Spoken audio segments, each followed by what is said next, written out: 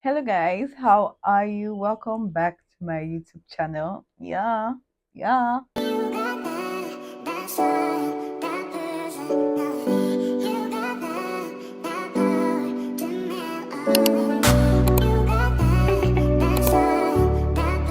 If you're a new subscriber, thank you very much for tuning in, and I hope you actually get to stay and learn a lot from my channel and this video, obviously. And if you're a returning subscriber, hi guys, how are you? I have missed you guys too. Thank you. I have grown a lot from, the girl I was back at home and here now. I'm still growing, and I hope that I'm going to be able to, learn more, keep growing. I mean, growth is the only thing that, occurs. It's a non, what's the word again? It's a never ending cycle. But, anyways, yeah, it's just going to be like a chit chat, things I am learning in my 20s. I'm going to list 7 things. Yeah, 7 things are on my list, and I'll be looking down because I have them like on my notes here. So I'll just see them. The first thing I'm going to talk about is my mindset. I learned that mindset was actually a very, very important aspect. Whatever you want to do, whatever you want to become, or you aspire or see yourself doing, if your mindset isn't attuned to that person, if your mindset isn't attuned to that level, you'll never get there. But if, as it is right now, you are not where you want to be, but your mindset is attuned to where you want to be, you're getting there. And before you know, in the twinkle of an eye, you're there. This has worked for me immensely. I mean, it sounds delusional. Yeah, it sounds delusional thinking about it, but then that's what it is. Because I realized that I had been operating from the scarcity mindset for a very long time. Whenever I wanted to do something, I was always like, oh, I didn't have it. I didn't have the money to do it. But by the time I shifted into the abundance mindset, and mind you, this also stemmed a lot from the Bible, it stemmed a lot from my spiritual journey too. So I just, aligned the whole thing. By the time I made up my mind and I was like, I don't have the money, but I'm going to do it. I don't know where the money is going to come from, but I'm going to do it. I'm going to work. I'm going to behave like as if I already have what I want. And before you know it, I already have what I want. I learned how much power there is in my tongue, how much it means to, align to what it is you want, to God's will for you, to God's plan for you. Most times, when in this stage of your life, you're trying to build yourself financially, spiritually, it's very tricky. But then, one thing I always say is I say affirmations, I say confessions to myself. I change my mindset to believe that I don't care what I'm going through, I don't care what is going on, God is going to come through for me. Even when I feel like it has tarried and all of that, He says He will help me just at the break of dawn. That's the mindset I work with. I let go of the scarcity poverty mindset that is always thinking, oh, I do not have, I can't do this, I can't do that. I let that go. Whatever I want to do, I'm like, okay, I can't do it now, but doesn't mean I'm not going to do it. I'm working towards it. Change your mindset to be the one mindset that your future self has, the mindset that befits your future self that you have seen in your mind. If you're not doing that, I'm sorry, that means there's nothing propelling you to actually change. I'm going to be very deliberate about my mindset going forward. I'm going to be very, very intentional about what I think, what I let into me. So that's just one thing. The second thing I'm learning to figure out myself. I'm learning to not run away or shy away from tough questions. And I tell you, this is hard. I mean, it has gotten easier. Who am I? Why am I here? Why am I doing some certain things? Why am I taking some certain actions? What did I do wrong in this area, and why did I do it wrong? Do you get, like, why do I do the things I do? What motivates me? What tears me down? I'm really trying to get in touch with myself and answer the tough questions that most times I try to run away from. Like, okay, I have this bad character, or I have this bad attitude, I have this bad habit. Where did it stem from? My hurt is something hurting me that is making me, act the way I am. How do I cope with it? How do I go with it? In this journey, one person you need is the Holy Spirit. I don't know what you worship. I mean, if you're not a firm believer of Christ, or things from spiritual aspects, I am, and I'm not going to be ashamed to say that. But The Holy Spirit is the one that corrects, and He corrects with love. He chastises with the intention of making you better.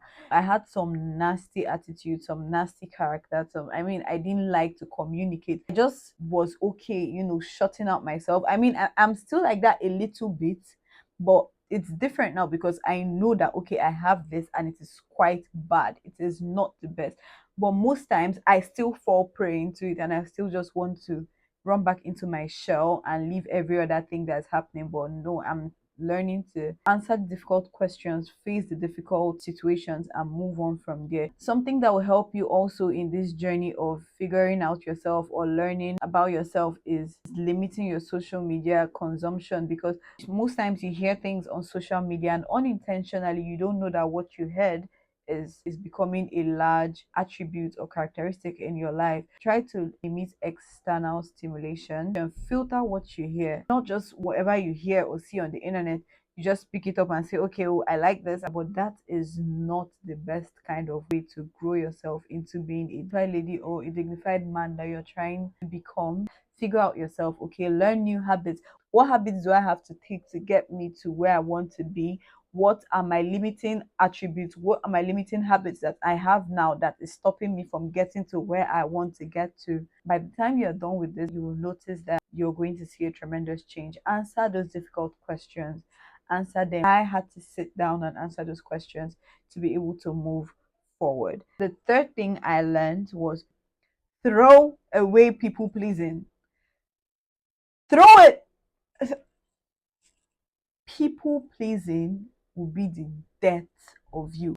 I'm still learning this, so I don't want to say I've perfected it. I feel like I've gone about 60% in this particular aspect. I am learning to stop pleasing people. The only person I'm going to please right now is God and myself for now. After God, myself. I will not intentionally hurt somebody, but pardon my language, I don't care how hurt you are. If what I'm doing is pleasing to God, and I mean it is putting myself first, I will not hurt myself to please you. That's one thing. I used to be such a victim of this. I used to put other people's feelings, intention before mine. And then I'll end up coming back to my room and crying and feeling sad and dissociated from the whole world because I let someone else have their own way. And then I'm just there sulking, crying, and dying of depression. I had to stop that. I had to tell myself, Rachel, you know what? You're going to please the Lord. You would please the Lord and you would live a life that pleases Him. But after God, you put yourself first. No other person should come. I don't care who the person is, even if it's your parent, your mom, your dad, your auntie, your uncle, your destiny help. Please God, then please yourself. I'm not saying that you should be rude, or I'm not saying that you should be inconsiderate or lack empathy and all of that. No. And I think something that helped me with this was reading the book, The Subtle Art of Not Giving a Fuck by Mark Mason, I think. That book changed I don't know, it just changed it's just go read that book, go check it out. It's going to help you master this art very well. And by the time you start doing this, you learn that you're having more time for spiritual things. You just find pleasing God easier, and from pleasing God, you are going to be satisfied, except if your wants and everything doesn't align with the spiritual things. By the time you start doing that, it's not easy. It's never easy for me in the beginning and all, but like with time, I mastered that art and I was very, very grateful. Trust me. The fourth thing I am learning is that the family you create is much more important than the family you came from. I am not saying that the family you came from is insignificant and all. No, they help nurture you, they help grow you, form some beliefs that you have right now. But you need to realize that in your early 20s, the family that you make, the friends that you surround yourself with, are much more important than the family you came from. And why? Because they help you. They help you form your habits. If your friends are people that have bad habits, your friends are people that are always going to parties and all of that, trust me, it will just take a little while, a little sprinkle of time before you actually become like them. You wouldn't know, but unintentionally they are rubbing off on you and you're becoming like them. At this point, this is where you have to make up your mind to surround yourself with like-minded people so that when you are burnt out, when you are not feeling motivated, these friends are the ones that will motivate you. They will be the one to tell you, you know what, get up, get back on your grind and start doing what you're supposed to do. They are the kind of people you want to have, because the family you come from and all of that, they've tried up until this point, but then right now you're no longer with them. They've lived their life. You and your friends are the ones, starting your life.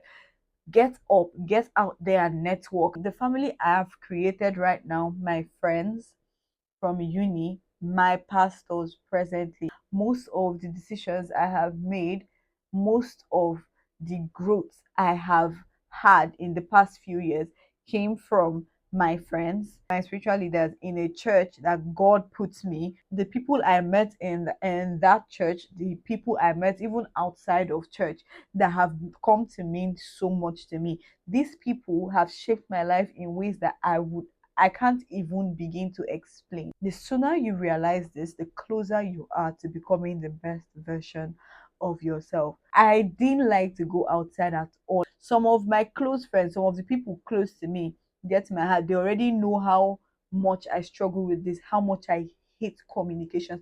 I hate calls. They just know when to leave me. I just thank God for the people I have, because they know when to leave me alone. They know when to get to me. They know how to, get me out of that funk, and then I'm just back out. I still have that attitude, like I don't want to go anywhere, but most times I have to push myself. I go out, I take myself out, or I go out with friends, I go out with people that are dear to me. I ensure that I network, I ensure that I'm not just keeping myself up. The more you're just with yourself, you would easily make mistakes. It's not going to be easy, especially for someone who is an introvert, or even people that are ambiverts.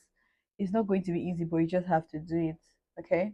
The fifth thing I am learning is becoming more feminine, embracing my feminine energy. This whole feminine energy thing, I'm still learning it. I'm not going to lie to you. Stop trying to do everything and carrying the whole world on your head. When it's time to ask for help, ask for help. When it's time to sit back and let someone take care of you, do it. Take care of yourself. That is also being feminine. Take yourself out. Don't wait for someone to take you out. But if someone does take you out, learn to be feminine. Let the guys do what they're supposed to do. Let the males do what they're supposed to do. Don't carry the whole thing on your head.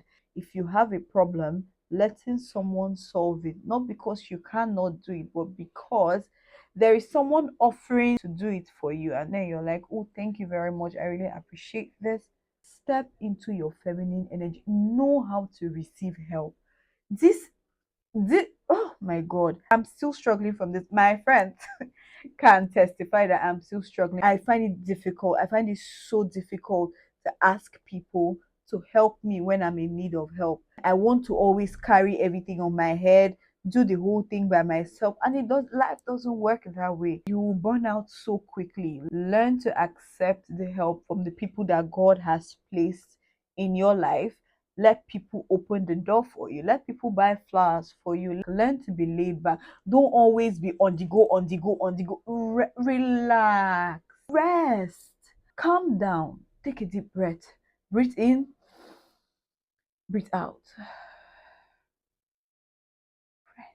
For the males, please learn about being in your masculinity, tapping into your masculine energy. It just helps the whole thing. I mean, I'm not making this video for only females. If you don't know anything about this, please do your research. Do your research. That's leading me to my next point, the sixth point. Do your research.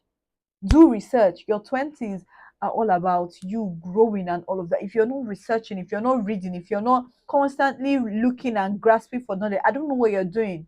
You're not growing, because how do you expect to grow?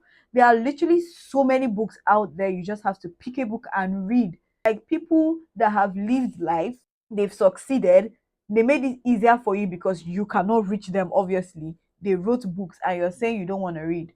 Make it make sense. How else do you want to get knowledge if you're not good with sitting down and reading? Technology has made it such that there are audiobooks. Get a book, keep the audio playing, and resume other things that you're doing. It's that easy. If you don't want to do that, there are podcasts. Search on things you want to learn. And I feel like in your 20s, in the things I'm constantly learning now, as for myself, I don't know of other people, I'm learning how to heal from past traumas or traumas that I'm trying to pretend are not there. I'm learning about femininity, like I said. I'm learning about my spiritual journey. I'm really trying to, put in the effort in that area, my financial journey and all of.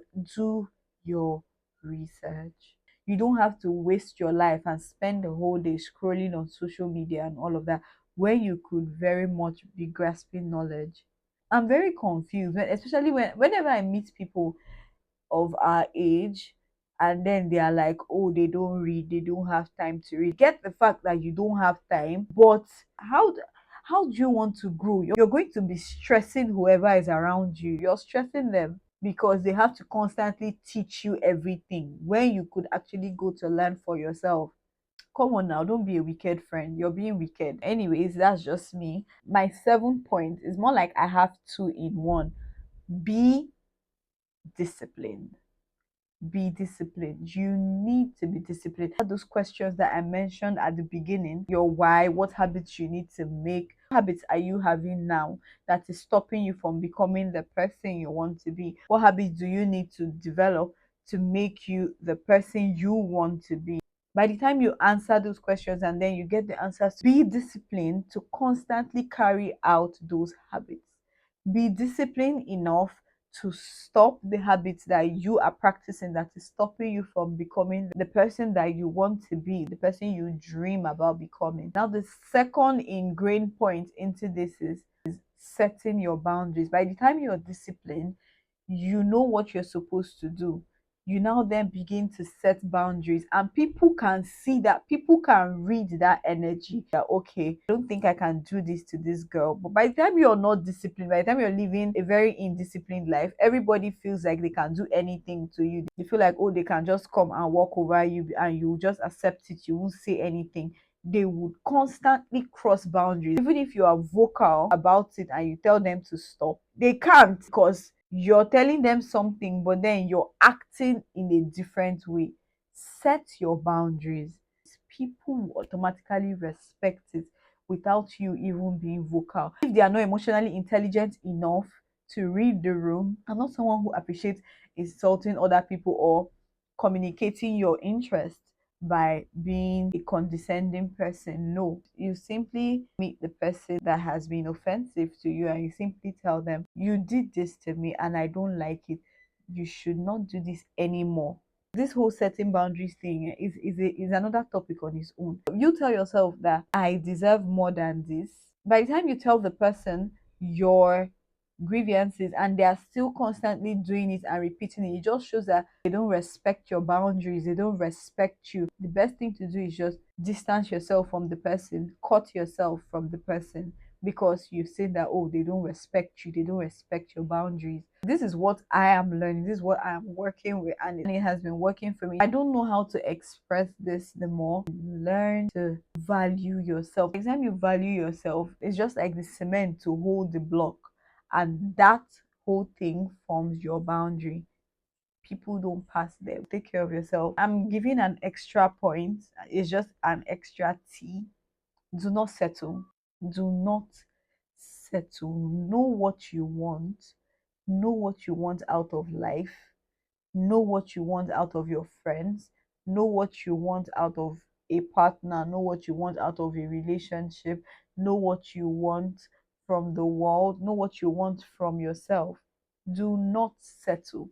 By the time you settle and you're having this mindset, again, we're going back to mindset, you're having this mindset that, oh, let me just take this, there probably might not be any other thing or any other good offer than this from life, I just have to take this. You will never get any good offer, you will never get a better offer from life. Be patient. You call out what you deserve and it's going to come to you. You just need to learn to not settle for the sorry excuse of the one that you have right now. You need to learn that. But anyways, that has brought me to the end of this video. If you're here, I am glad you stayed till this very moment. I love you so much and I hope you come back. I also hope that you were able to learn few things. Thank you for your support. Please also, if you were able to learn a thing or two or some things resonated with you, please comment down below. I love reading comments from you guys. I mean, it lets me know that I'm not alone. We are in this journey of growth together, and I'm happy that I have my small, soon to be big community supporting me. See you in my next video. Bye.